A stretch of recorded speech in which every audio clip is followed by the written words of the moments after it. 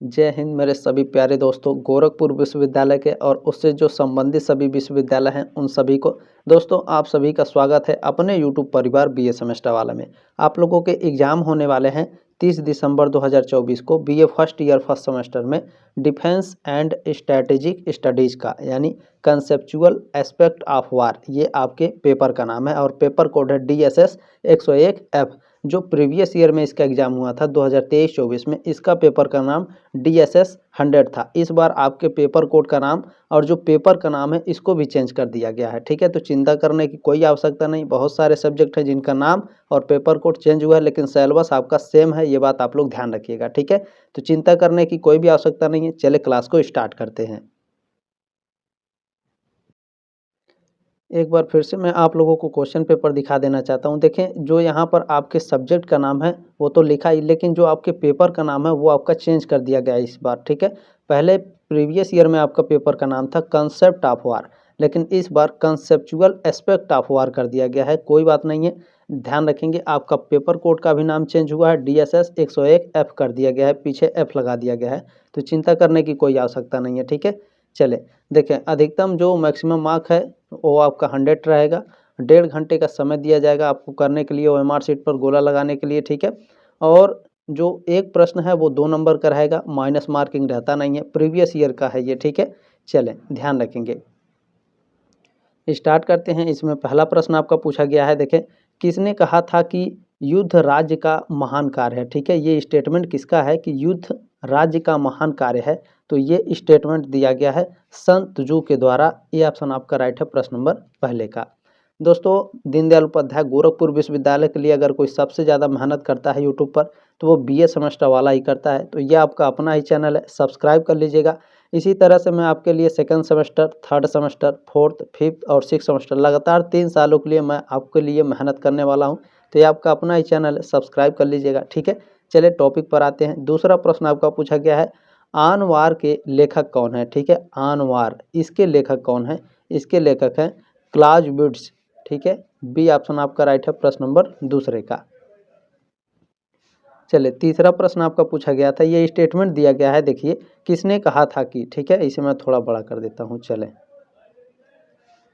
यहाँ पर पूछा गया है, किसने कहा था कि यदि आप शांति चाहते हैं तो युद्ध को समझिए, ठीक है। ये स्टेटमेंट दिया गया था लिटिल हार्ट के द्वारा। ये ऑप्शन आपका राइट है, प्रश्न नंबर 3 का। नेक्स्ट क्वेश्चन देखेंगे क्या है। प्रश्न नंबर 4 आपका पूछा गया है। क्या पूछा गया है? प्रश्न number 4, which of the following is not included in case of war, यानी निम्नलिखित में से किसे युद्ध के कारणों में शामिल नहीं किया जाता है। तो दोस्तों देखिए, युद्ध के कारणों में मनोवैज्ञानिक साइकोलॉजिकल वार होता है, पॉलिटिकल वार भी होता है, राजनीतिक वार, इकोनॉमिक वार भी होता है, आर्थिक कारण भी होता है आपके युद्ध का। लेकिन एनपीटी जो है दोस्तों, ये आपके युद्ध के कारणों में शामिल नहीं होता है।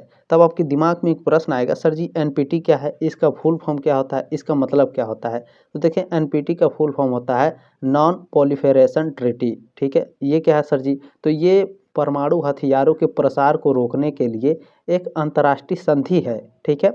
इसे युद्ध का कारण नहीं माना जाता है, बल्कि इसका उद्देश्य है शांति और सुरक्षा सुनिश्चित करना। उसके बाद इसमें जो आपके मनोवैज्ञानिक हैं, राजनीतिक है और जो आर्थिक है, ये अक्सर युद्ध के प्रमुख कारणों में शामिल होते हैं, ठीक है। ये बात आप लोग ध्यान रखेंगे। नेक्स्ट क्वेश्चन देखेंगे, आपको क्या पूछा गया है। आर्थिक युद्ध लड़ने के उपाय हैं, ठीक है। इकोनॉमिक वार लड़ने के उपाय क्या हैं? तो टैरिफ है, निर्यात पर नियंत्रण लगा देंगे, ठीक है।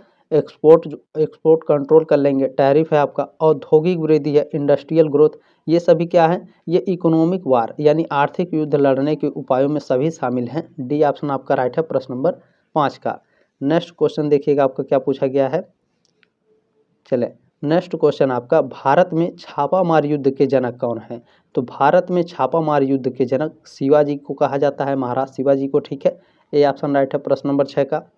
चले 7 नंबर क्वेश्चन आपका पूछा गया है, लिटिल बॉय शब्द का प्रयोग निम्नलिखित में से किसके लिए किया गया था? तो देखिए, लिटिल बॉय शब्द का जो प्रयोग है यह अणु बम के लिए किया गया था, ठीक है। जैसे अमेरिका ने जापान के हिरोशिमा और नागासाकी पर परमाणु बम गिराया था, तो हिरोशिमा पर 6 अगस्त 1945 को परमाणु बम गिराया था जिसका नाम था लिटिल बॉय, और 9 अगस्त 1945 को नागासाकी पर गिराया था जिसका नाम था फैट मैन। ठीक है, ये बात ध्यान रखेंगे, ये कॉमन क्वेश्चन है, हमेशा पूछा जाता है, अभी आगे आएगा भी ये क्वेश्चन। ठीक है, तो ध्यान रखेंगे। नेक्स्ट क्वेश्चन है, देखिए पूछा है, देखिए यहाँ पर पूछा भी गया है कि नागासाकी शहर पर अणु बम कब गिराया गया था, तो हिरोशिमा और नागासाकी। तो नागासाकी पर परमाणु बम गिरा था 9 अगस्त 1945 को, और हिरोशिमा पर गिरा था 6 अगस्त 1945 को। ठीक है, तो बी ऑप्शन आपका राइट है। अच्छा, यहाँ ध्यान रखिएगा, जो नागासाकी पर परमाणु बम गिराया था उसका नाम था फैट मैन। ठीक है, फैट मैन, बम का नाम क्या था, फैट मैन। ठीक है, ध्यान रखेंगे, फैट मैन। चले नेक्स्ट क्वेश्चन देखते हैं आपका क्या है। प्रश्न नंबर 9 आपका पूछा गया है, शक्तिशाली के विरुद्ध कमजोर का युद्ध कर्म, ठीक है, किसे कहा जाता है, तो यह गुरिल्ला युद्ध कर्म को कहा जाता है, गुरिल्ला वारफेयर को। ठीक है, गुरिल्ला वारफेयर को शक्तिशाली के विरुद्ध कमजोर का युद्ध कर्म कहा जाता है। बी ऑप्शन आपका राइट है। चले नेक्स्ट क्वेश्चन देखेंगे आपका क्या पूछा गया है, अफवाह फैलाना किस प्रकार के युद्ध कर्म का हिस्सा है। ठीक है, अफवाह फैलाना किस प्रकार के युद्ध कर्म का हिस्सा है, तो यह आपका मनोवैज्ञानिक युद्ध कर्म होता है। ठीक है, साइकोलॉजिकल वारफेयर होता है। सी ऑप्शन आपका राइट है प्रश्न नंबर 10 का। चले प्रश्न नंबर 11 क्या पूछा गया है आपका, निम्नलिखित में से किसे राष्ट्र की रीढ़, ठीक है क्या पूछ रहा है, राष्ट्र की रीढ़ के रूप में जाना जाता है, तो ये आपके देश की जो इकोनॉमी है, जो आपके देश की अर्थव्यवस्था है, उसे राष्ट्र की रीढ़ के रूप में जाना जाता है। ठीक है, ये ऑप्शन आपका राइट है। दोस्तों, राष्ट्र की रीढ़ के रूप में अर्थव्यवस्था को जाना जाता है।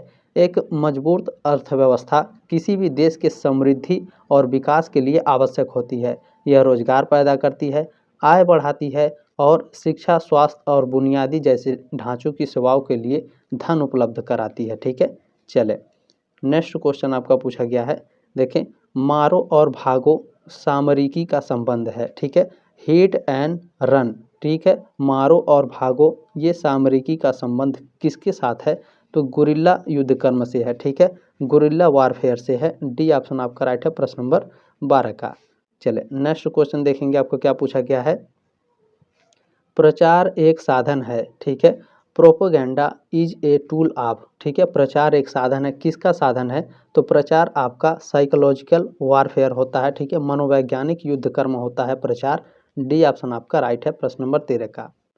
चले नेक्स्ट क्वेश्चन पूछा गया है, निम्नलिखित में से कौन नाभिकीय युद्ध कर्म का प्रभाव है, नाभिकीय युद्ध कर्म का प्रभाव कौन है, देखें, आग की लपटें होती हैं, नाभिकीय शीतलन है, और विकिरण है। ठीक है, रेडिएशन है, न्यूक्लियर विंटर है, और कौन है, फायर स्टॉर्म्स है। ये सभी क्या हैं आपके, ये सभी आपके नाभिकीय युद्ध कर्म के प्रभाव हैं। डी ऑप्शन आपका राइट है। आप सभी से रिक्वेस्ट है कि प्लीज़ जिसका भी एग्ज़ाम है, किसी भी कोई भी स्टूडेंट बचना नहीं चाहे, चाहे वो छात्र हों या छात्राएं हों, प्लीज़ इसे शेयर ज़रूर कर दीजिएगा व्हाट्सएप पर अपने सभी दोस्तों के साथ, ताकि एग्ज़ाम से पहले वो भी अपना क्वेश्चन पेपर ज़रूर देख लें। कल ही आप लोगों का एग्ज़ाम होने वाला है। ठीक है, चले इसमें आपका प्रश्न नंबर 15 क्या है, निम्नलिखित में से किस देश ने सबसे पहले अणु बम का उपयोग किया था, तो आप सभी लोग जानते हैं। ठीक है, कॉमन क्वेश्चन है, अमेरिका ने सबसे पहले अणु बम का उपयोग किया था, पूछा क्या है, उपयोग किया था। ठीक है, इसी ने उपयोग किया था जापान पर परमाणु बम गिरा करके। ठीक है, ये बात ध्यान रखेंगे। ये ऑप्शन आपका राइट है प्रश्न नंबर 15 का। चलें 16 नंबर प्रश्न क्या है, देखें, पूछा गया है, हड़ताल एक उपकरण है, तो जो हड़ताल है ये एक इकोनॉमिक वारफेयर होता है, आर्थिक युद्ध कर्म होता है। ठीक है, बी ऑप्शन आपका राइट है। प्रश्न नंबर 17 आपका पूछा गया दोस्तों, which of the following is a type of propaganda, निम्नलिखित में से कौन प्रचार का प्रकार है, तो श्वेत प्रचार आपका एक प्रचार का प्रकार है।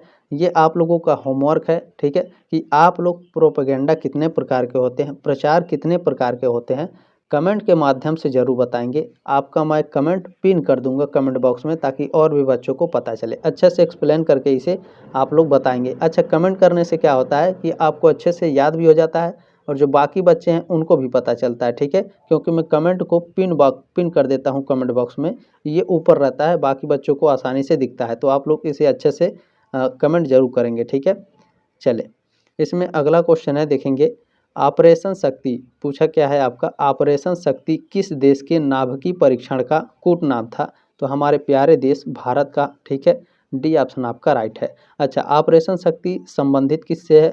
तो देखिए भारत ने अपना पहला परमाणु परीक्षण कब किया था? ठीक है, ध्यान रखेंगे 18 मई को, ठीक है। किस सन में सर जी? तो 1974 में, 18 मई 1974 को राजस्थान के पोखरण में भारत ने अपना पहला परमाणु परीक्षण किया था, जिसका कोड नाम था क्या था? ये पूछा जाता है, ठीक है, स्माइलिंग बुद्धा, ठीक है, जिसका कोड नेम था स्माइलिंग बुद्धा। भारत ने अपना पहला परमाणु परीक्षण 18 मई 1974 को किया था राजस्थान के पोखरण में, जिसका कोड नेम स्माइलिंग बुद्धा था। और जो भारत ने दूसरा परमाणु परीक्षण किया था 11 से लेकर के 13 मई के बीच में, ठीक है, 5 परमाणु परीक्षण किए थे, वो भी भूमिगत 1998 में, ठीक है, 1998 में। और जो इसका नाम था आपका ऑपरेशन शक्ति, ठीक है, ध्यान रखेंगे। ऑपरेशन शक्ति किससे संबंधित है? दूसरे परमाणु परीक्षण से, हमारे प्यारे देश भारत से, ठीक है। डी ऑप्शन आपका राइट है। उम्मीद है साथियों आपको काफ़ी बातें समझ में आई होंगी और यहाँ से आपके प्रश्न भर भर के पूछे जाते हैं, ठीक है। चले नेक्स्ट क्वेश्चन आपका, भारत के प्रथम नाभिकीय परीक्षण का कूट नाम क्या था? देखिए यहाँ पर पूछा भी गया है, ठीक है, भारत के प्रथम नाभिकीय परीक्षण का, ठीक है, परमाणु परीक्षण का, ठीक है, फर्स्ट न्यूक्लियर टेस्ट का क्या नाम था? तो इसका नाम था स्माइलिंग बुद्धा, ठीक है। कब हुआ था? तो ये हुआ था 1974 में। मैंने अभी ऊपर आपको बताया था 18 मई, डेट याद रखिएगा, डेट भी आपका पूछा जाता है। कोड नाम था स्माइलिंग बुद्धा। चलिए नेक्स्ट क्वेश्चन आपसे पूछा गया है, देखें आर्थिक युद्ध का आशय है, ठीक है, इकोनॉमिक वार मीन्स आर्थिक युद्ध का आशय क्या होता है? तो शत्रु की अर्थव्यवस्था को नुकसान पहुंचाना आर्थिक युद्ध का आशय होता है, ठीक है। ये ऑप्शन आपका राइट है, damage the economic of enemy. चले नेक्स्ट क्वेश्चन देखेंगे, प्रश्न नंबर 21 आपका पूछा गया है, ध्यान से देखने का प्रयास करेंगे। निम्नलिखित में से किस शासक को पर्वतीय चूहे की संज्ञा दी गई थी? तो यह महाराज शिवाजी को दी गई थी। ये ऑप्शन आपका राइट है। चले नेक्स्ट क्वेश्चन आपका क्या पूछा गया है, देखें किन कारणों से सेना में मनोवैज्ञानिक परीक्षण की आवश्यकता पड़ती है? तो उपयुक्त अभ्यर्थी का चयन, ठीक है, और मानसिक स्वास्थ्य आंकलन, तनाव सहनशीलता, ये सभी क्या है? मनोवैज्ञानिक परीक्षण की आवश्यकता पड़ती है, ठीक है, सेना में। डी ऑप्शन आपका राइट है, उपरोक्त सभी। नेक्स्ट क्वेश्चन देखेंगे आपका क्या पूछा गया है, निम्नलिखित में से कौन मनोवैज्ञानिक युद्ध कला का साधन नहीं है? तो देखें जो आपका बुद्धि विवर्तन है, यानी ब्रेन वॉशिंग, बुद्धि विवर्तन को कहते हैं, रोमर यानी अफवाह है, प्रोपेगेंडा यानी प्रचार, ये सभी क्या आपके मनोवैज्ञानिक युद्ध कला के साधन हैं। लेकिन इसमें जो संभारिकी है ये आपके मनोवैज्ञानिक युद्ध कला का साधन नहीं है, तो ए ऑप्शन आपका राइट है, ठीक है। चलें नेक्स्ट क्वेश्चन आपका क्या पूछा गया है, 24 नंबर, कोरोना को हथियार माना गया है? कोरोना को एक बायोलॉजिकल वारफेयर माना जाता है, ठीक है, जैविक युद्ध कर्म माना जाता है। बी ऑप्शन आपका राइट है, प्रश्न नंबर 24 का। चलो प्रश्न नंबर 25 आपका पूछा गया है, निम्नलिखित में से कौन जैविक हथियार बनाने में प्रयुक्त होता है? बायोलॉजिकल वेपन्स बनाने में किसका उपयोग होता है? वायरस का होता है, ठीक है, ध्यान रखेंगे। ए ऑप्शन आपका राइट है।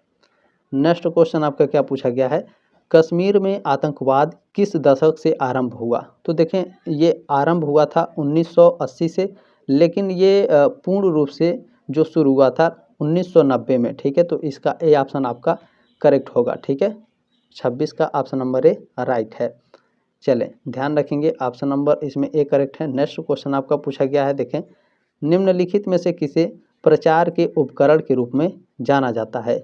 तो प्रचार के उपकरण के रूप में न्यूज़पेपर को जाना जाता है, सोशल मीडिया को जाना जाता है, टीवी को भी जाना जाता है, ठीक है, ऑल ऑफ एबव, उपरोक्त सभी। डी ऑप्शन आपका राइट है। देखिए क्वेश्चन पेपर को सॉल्व कराने में भी हम लोगों से भी कहीं ना कहीं त्रुटियां हो जाती हैं, तो जो त्रुटियां हो जाती हैं बच्चे समझ सकते हैं कि क्वेश्चन पेपर को सॉल्व कराना इतना आसान नहीं होता है, ठीक है, कहीं ना कहीं त्रुटियां आपकी हो जाती हैं, तो आप लोग समझदार हैं, आप लोग भी मुझे समझ सकते हैं, ठीक है, तो कहीं अगर त्रुटियां होगी तो उसके लिए क्षमा चाहते हैं, ठीक है, लेकिन मैंने इसमें अपना 100% दिया है, कहीं भी त्रुटि होने की संभावना नहीं है, ठीक है।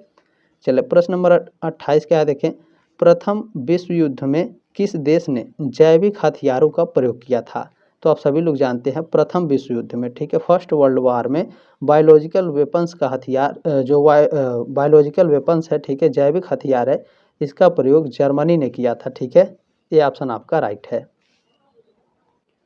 चले नेक्स्ट क्वेश्चन आपसे पूछा गया है, मस्टर्ड गैस को माना जाता है, तो इसे एक केमिकल वेपन माना जाता है, ठीक है, रासायनिक हथियार माना जाता है मस्टर्ड गैस को। बी ऑप्शन आपका राइट है, प्रश्न नंबर 29 का। नेक्स्ट क्वेश्चन है, देखें, निम्नलिखित में से कौन आर्थिक युद्ध का एक उदाहरण है, ठीक है, इकोनॉमिक वारफेयर का, ठीक है, उदाहरण क्या है, तो देखें आर्थिक बहिष्कार है आपका, इकोनॉमिक बायकॉट है, व्यापार पर प्रतिबंध लगा करके, ठीक है, ट्रेड को एम्बैरेज करके, और जो आपका इसमें ब्लैक लिस्टिंग, ठीक है, काली सूची में डालना, ये सभी डी ऑप्शन आपका राइट है। चले नेक्स्ट क्वेश्चन आपसे पूछा गया है, निम्नलिखित में से किसका संबंध गुरिल्ला युद्ध कर्म से है, ठीक है, क्लाउज़विट्ज़ का है, माओ का है, माहन का है, या फिर हिटलर का, किसका संबंध गुरिल्ला वारफेयर से है, तो जो आपके इसमें माओ हैं, ठीक है, इनका जो संबंध है ये गुरिल्ला वारफेयर से है। बी ऑप्शन आपका राइट है। देखें, देखने के लिए तो लगभग 4000, 3000, 7000, 8000 बच्चे, 10-10 हज़ार, 12,000 बच्चे देख लेते हैं, लेकिन सब्सक्राइब केवल 100 लोग, 150 लोग करते हैं, ठीक है। लेकिन मैं गारंटी लेता हूं, जब आप एक क्लास को देख करके जाएंगे तो आप आएंगे तो सब्सक्राइब जरूर करेंगे, ठीक है।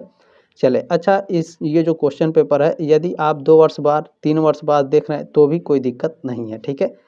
प्रश्न नंबर आपका 32 क्या पूछा गया है, निम्नलिखित में से किस देश को द्वितीय विश्व युद्ध के दौरान नाभिकीय हमले का सामना करना पड़ा, यानी सेकेंड वर्ल्ड वार में किसे नाभिकीय हमले का सामना करना पड़ा था, तो आप सभी लोग जानते हैं जापान को करना पड़ा था, और अमेरिका ने इसी पर परमाणु बम गिराया था, ठीक है। ये ऑप्शन आपका करेक्ट है। नेक्स्ट क्वेश्चन पूछा गया है, नाभिकीय बम नहीं गिराया जा सकता है, ठीक है, जो न्यूक्लियर आपका बम है ये किसके द्वारा नहीं गिराया जा सकता है, देखें, प्रक्षेपास्त्र से भी गिरा सकते हैं, ठीक है, प्रक्षेपास्त्र माने मिसाइल, एयरक्राफ्ट माने वायुयान, इन दोनों से गिरा सकते हैं, लेकिन टैंक से सिर्फ गोले दागे जाते हैं, ठीक है। इससे आप न्यूक्लियर बम नहीं गिरा सकते हैं, न्यूक्लियर बम नहीं फेंक सकते हैं, ठीक है। आगे हो सकता है अगर इसमें कोई आविष्कार कर दे तो ये तो अलग चीज़ है, लेकिन टैंक से आपका नहीं दागा जा सकता है, टैंक से सिर्फ गोले दागे जाते हैं, ठीक है।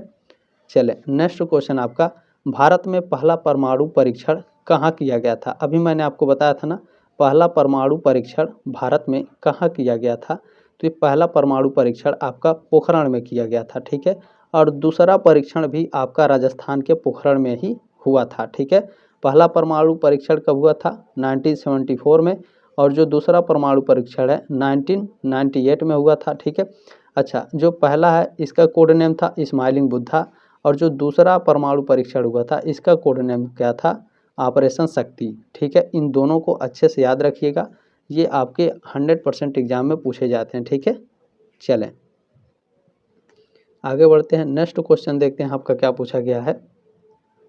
चले नेक्स्ट क्वेश्चन है, निम्नलिखित में से कौन सीमित युद्ध की विशेषता है, सीमित युद्ध की विशेषता क्या है, तो देखें, संसाधनों का सीमित उपयोग, ठीक है, लिमिट यूज ऑफ रिसोर्स, सीमित लक्ष्य यानी लिमिट टारगेट है, लिमिटेड टारगेट है आपका, लिमिटेड यूज ऑफ रिसोर्स है, लिमिटेड एरिया है, सीमित क्षेत्र है, ये सभी क्या है आपके सीमित युद्ध की विशेषताएं होती हैं, ठीक है। डी ऑप्शन आपका राइट है।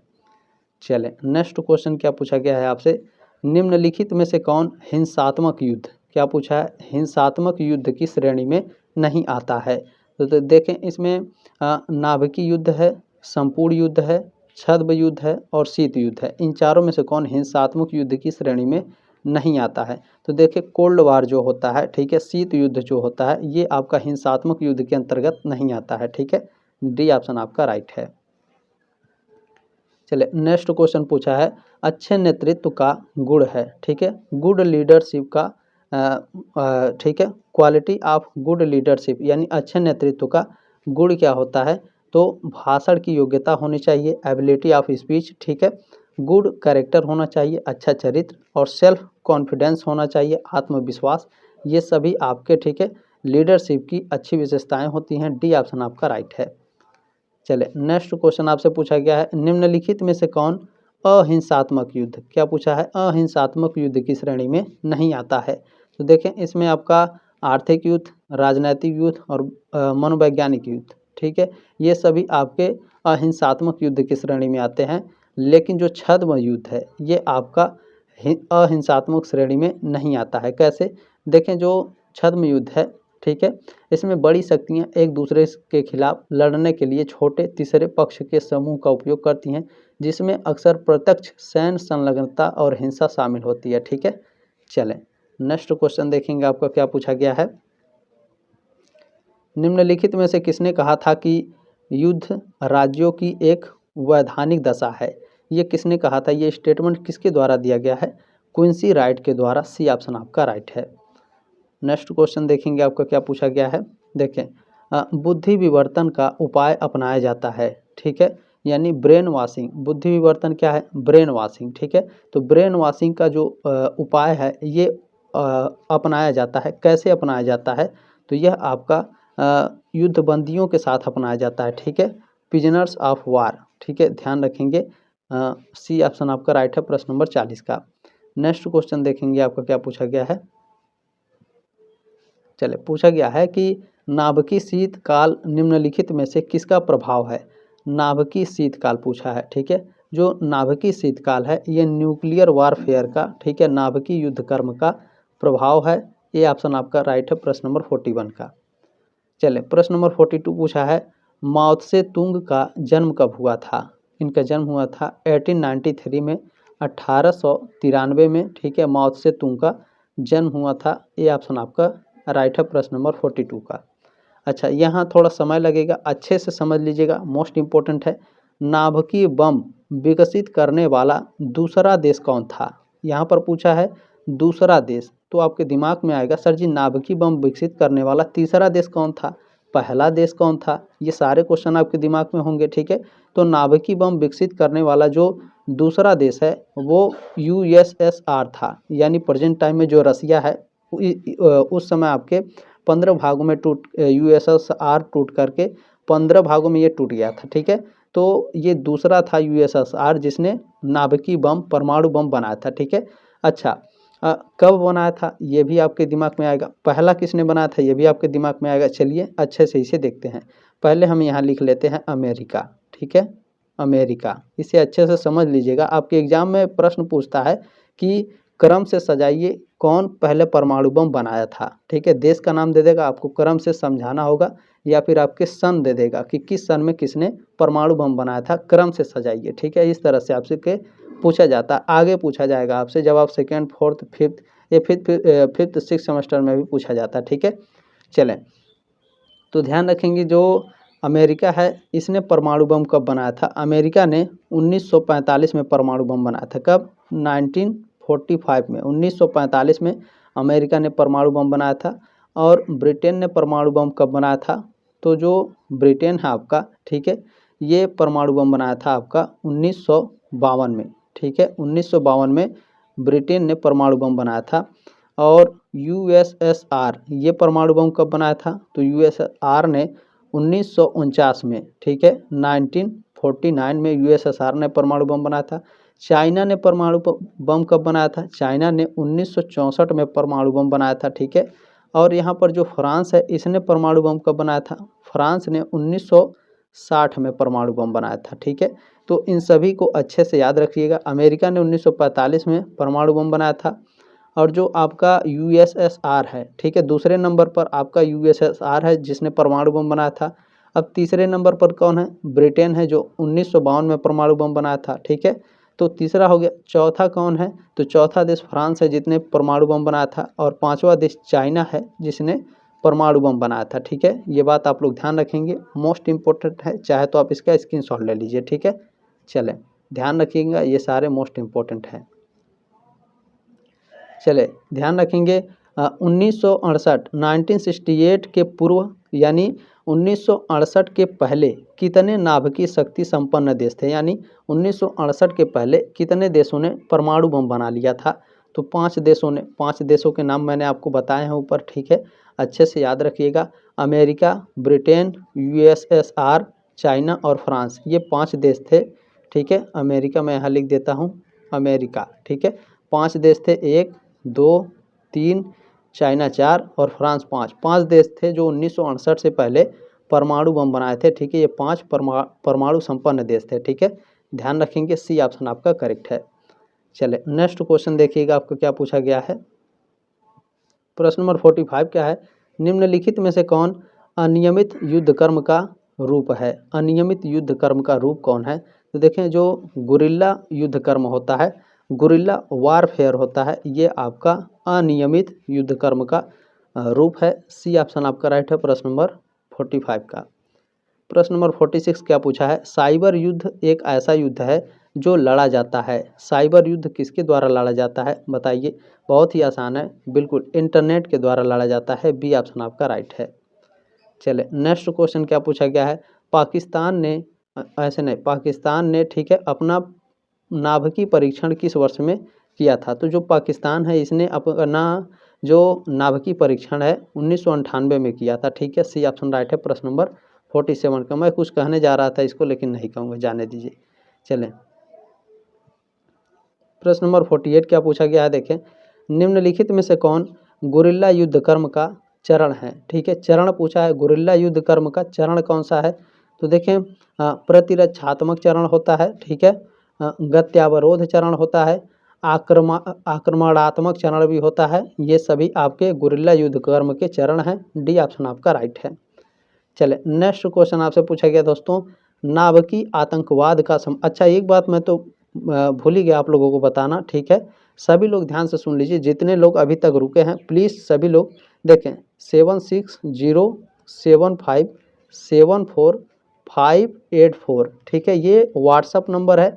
इसी पर एग्ज़ाम के बाद आपको अपना क्वेश्चन पेपर सेंड करना है। ये मैं शुरू में बताना चाहिए था, कितने बच्चे हो सकता है चले गए हों। जो रुके हैं ध्यान रखिएगा, आप सभी से बहुत ही ज़्यादा रिक्वेस्ट है, आपके सीनियर ने क्वेश्चन पेपर भेजा तभी मैं आपको प्रोवाइड करके दिखा दे रहा हूं, ठीक है। तो ये आपकी भी जिम्मेदारी बनती है कि आप लोग भी अपना क्वेश्चन पेपर इसी नंबर पर व्हाट्सअप करें, ताकि आपके जो जूनियर बच्चे हैं मैं उनको क्वेश्चन पेपर दिखा सकूँ। अब आपके जो सीनियर सेकेंड सेमेस्टर में थे वो क्वेश्चन पेपर भेज करके चले गए हैं, तो मैं आपको वो क्वेश्चन पेपर दिखा दूंगा, ठीक है, जो आपके सेकेंड सेमेस्टर में है, ठीक है। चलें क्वेश्चन पेपर जरूर सेंड कर देंगे आप सभी लोग। चले प्रश्न नंबर 48 है आपका, देखेंगे 48, निम्नलिखित में से कौन गुरिल्ला युद्ध कर्म का चरण है। तो डी ऑप्शन आपका राइट है, ठीक है। चले नेक्स्ट क्वेश्चन क्या है आपका, नाभिकीय आतंकवाद का संबंध है। नाभिकीय आतंकवाद का, ठीक है, नाभिकीय आतंकवाद का संबंध किससे है। तो जो नाभिकीय आतंकवाद है इसका संबंध परमाणु सामग्री के प्रयोग से है, ठीक है, use of nuclear material. B option आपका राइट है प्रश्न नंबर 49 का। प्रश्न नंबर आपका 50 है, ये लास्ट क्वेश्चन आपका है। पूछा क्या गया है, पूछा है कि निम्नलिखित में से किसने गुरिल्ला लड़ाकों की तुलना मछली से किया, ठीक है। तो जो आपके माओ से तुंग थे, ठीक है, इन्होंने गुरिल्ला लड़ाकों को जो तुलना है इनकी मछलियों से किए थे, ठीक है। बी ऑप्शन आपका राइट है प्रश्न नंबर 50 का। उम्मीद है साथियों आपको जानकारी बहुत ही अच्छी लगी होगी। इस क्लास को आगे ज़रूर शेयर करिएगा, ये आपकी जिम्मेदारी है। सब्सक्राइब कर लीजिएगा ताकि आप 3 साल हमारे साथ ज़रूर जुड़े रहें। क्वेश्चन पेपर एक बार मैं फिर से नंबर बोल दे रहा हूँ, आप लोग इसी नंबर पर अपना क्वेश्चन पेपर सेंड करेंगे, ठीक है। 75748584 इसी नंबर पे आपको व्हाट्सअप कर देना अपना क्वेश्चन पेपर, ठीक है। आप सभी से देखिए, आंसर की कराने में थोड़ा लेट हो सकता है, लेकिन आपकी क्लासेस लाने में मैं ज़रा भी देरी नहीं करता हूँ, ठीक है। जल्दी मिलेंगे साथियों आपके नेक्स्ट क्लास में, तब तक के लिए जय हिंद, वंदे मातरम।